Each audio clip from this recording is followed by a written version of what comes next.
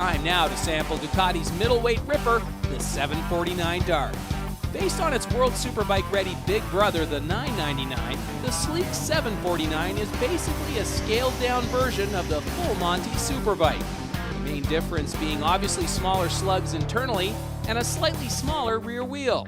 What you see here is a liquid-cooled 4-valve per-cylinder twin with fuel-injected throttle bodies and a catalytic-equipped single-pipe exhaust.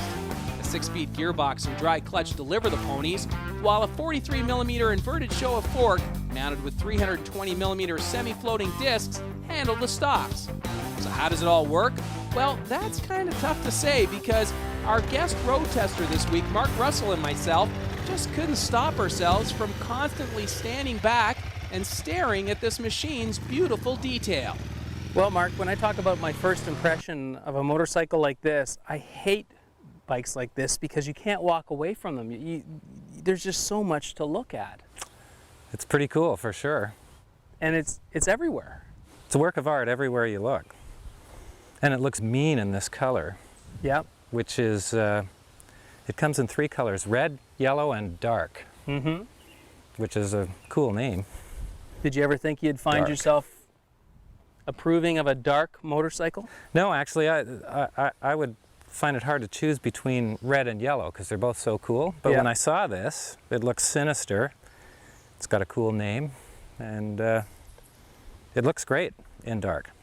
Yeah. Well, it sort of brings everything else out as far as the frame and the triple clamps and everything about this bike, though. I just can't stop looking at it. Yeah, there's lots of fancy aluminum bits on it. Yeah. Like the triple clamps and the holders for the foot pegs. All that stuff's as fancy as it gets, even the swing arm. So did you find time to ride it? A little bit so far. Yeah. I liked it a lot, actually. I've ridden sport bikes before that I find to be too powerful for riding around in the street, and they're frightening. They're so powerful. And this one is a strong, fast bike. Yeah.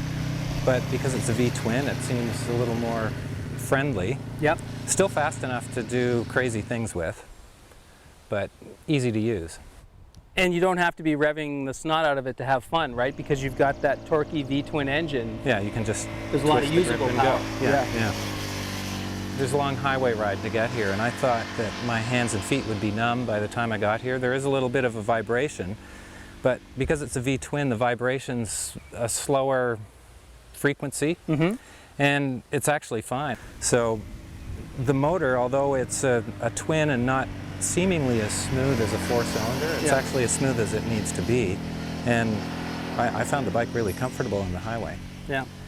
The bars are at the right height for taking on wind at 120 kilometers an hour, or whatever we were riding at, and so the wind holds your head up and your upper torso with just enough that you don't have too much weight on your hands. Yeah. The seat is really wide and flat. It's not cush or anything, but I didn't get an uncomfortable butt during the ride. It was surprisingly good. Yeah. And I've ridden sport bikes where you couldn't say that, where you are folded in half, and I'm a little too old to be doing that now, even though I still will. It has a lot of power. It doesn't sound like it. The first thing I think I'd change would be the exhaust. And it doesn't start really making noise until you're at 10,000 RPM, which is pretty close to the end of its usable range. Yeah.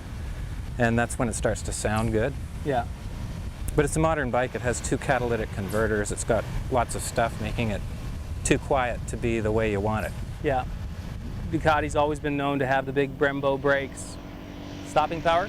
That's the biggest deal about this bike. I haven't really explored the limits of handling because we're street riding, so I haven't leaned all the way over, but the brakes are awesome. And I'd rather have big brakes than a big motor. Yeah.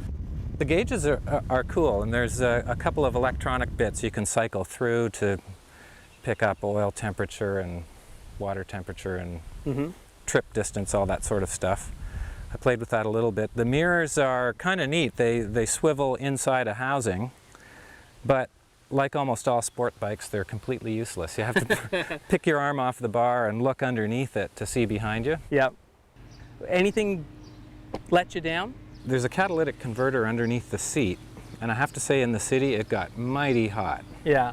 I rode this down College Street in Toronto in Little Italy the other night, and people are waving and giving high fives and yelling Forza Italia. They're really proud of the brand. Yeah. And it looks cool. For me, it was like having a Ferrari for the weekend. And it really is like a motorcycle equivalent of a Ferrari. When I brought it to the office, people came downstairs to have a look. Oh, you got to go look at the bike, Mark Scott. Right. Who would you recommend this bike for, Mark? Is it going to go back to the dealer? Well, I'd like to have one. I don't think this is a bike for an 18-year-old kid necessarily. They're a little more expensive than the equivalent 600 class sport bike, yeah, and probably not as fast. For somebody like me, I don't care about what the 0 to 60 time or the quarter mile time is. It's a really fast bike. It looks great.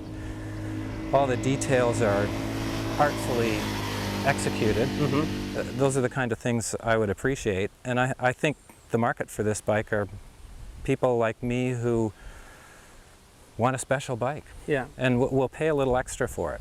Although I don't think they're really that expensive compared to a Ferrari. No, it's a little bit cheaper than a Ferrari.